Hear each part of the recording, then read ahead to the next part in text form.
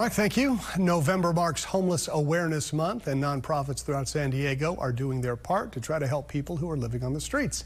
That includes the local group called Townspeople. And here to talk more about the work that they are doing is the executive director of Townspeople, Melissa Peterman. Hi, Melissa. Thanks for coming by. Thank you. Tell me about Townspeople and how you're helping homeless folks. Yeah, we have been around since the early 1980s and formed in response to the HIV/AIDS epidemic, and have been focused on getting people housed ever since, meeting people where they are, ensuring that we're solving for like real conditions that San Diegans are facing, which is affordability, which I might actually rename Homeless Awareness Month to Affordability Awareness Month.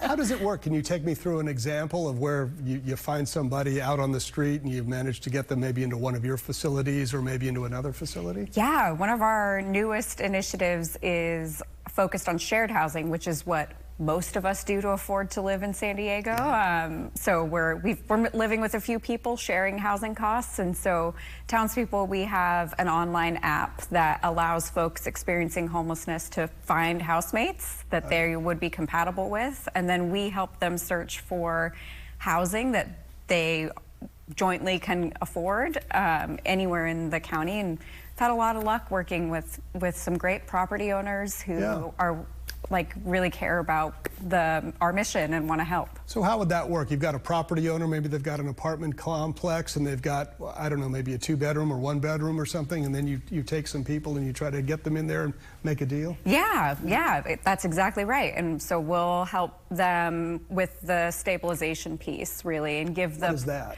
We're providing case management and sort of crisis management, conflict management, care coordination, depending on what the individual circumstances for those folks are.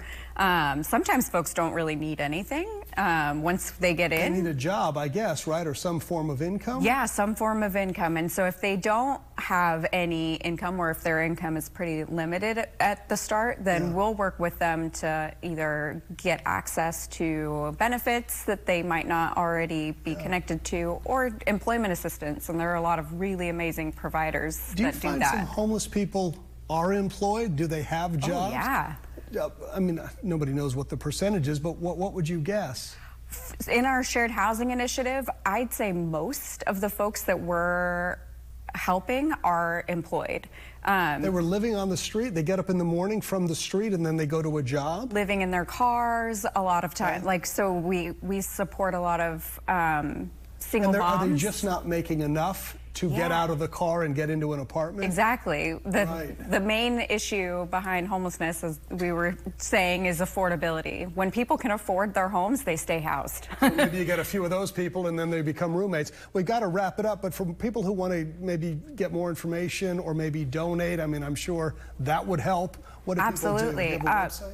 Townspeople.org is our website, and there are ways to sign up to volunteer, to donate. Oh, great. Yeah, we're happy to have people get involved. Yeah, you're doing some great work. Thank you. Melissa, thanks. Melissa Peterman.